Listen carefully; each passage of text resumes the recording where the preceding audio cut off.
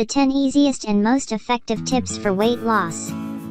It sounds obvious, but it's worth saying, because I'm continually amazed at how people make weight loss way more complicated than it needs to be. The honest truth is that weight loss can be really simple and really easy. All you need to do is focus on making small changes in the areas that have big influence on the weight loss equation.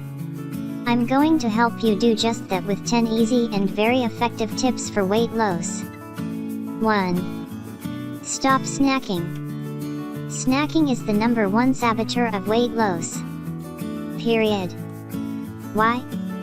Because people just end up eating way too many calories when they're constantly popping snacks into their mouths. The other problem is that most snacks are based on refined sugar, very calorie dense and not very satisfying. When's the last time you felt full after eating that fun-sized bag of candy? Mindless snacking is absolutely pointless and totally destructive to weight loss. Don't do it. 2. Don't drink liquid calories.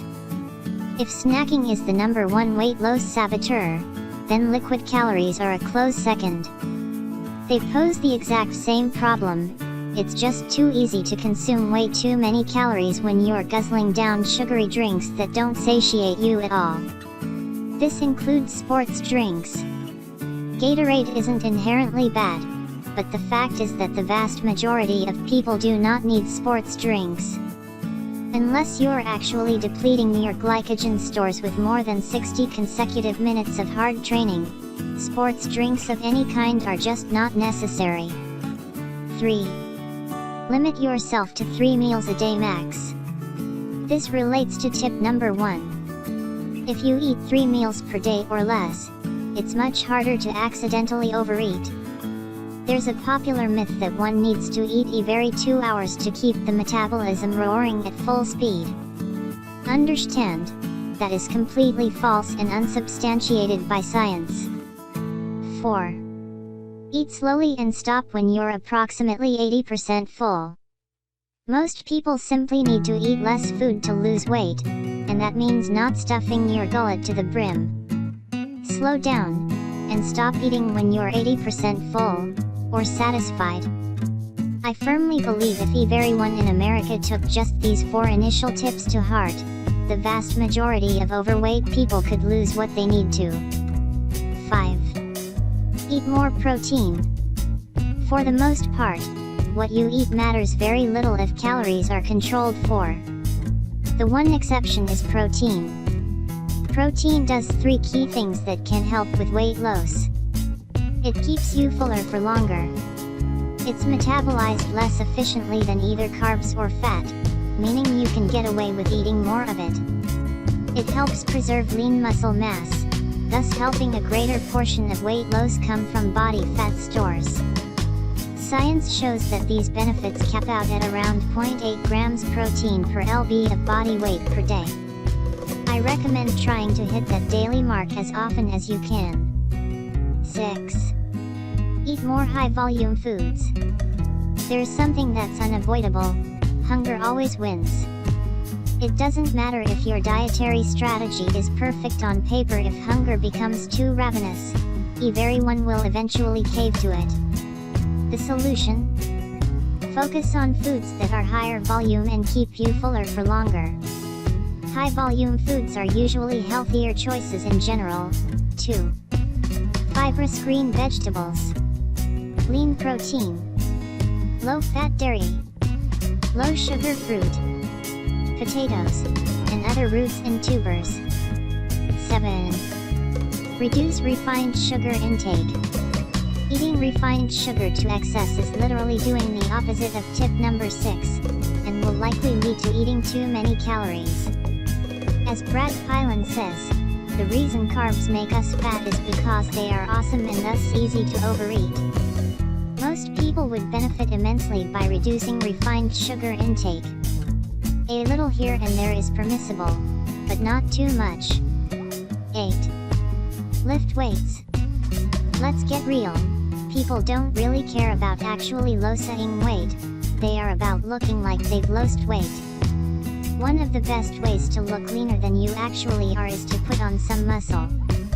Besides, initial strength training positively correlates with virtually every health marker in existence. Initial strength training doesn't take much time either, maybe 2 or 3 30 to 45-minute sessions a week. Starting strength or something similar is a good basic program to start with. 9. Use caffeine. It's the developed world's drug of choice, and is also one of the few supplements that isn't snake oil.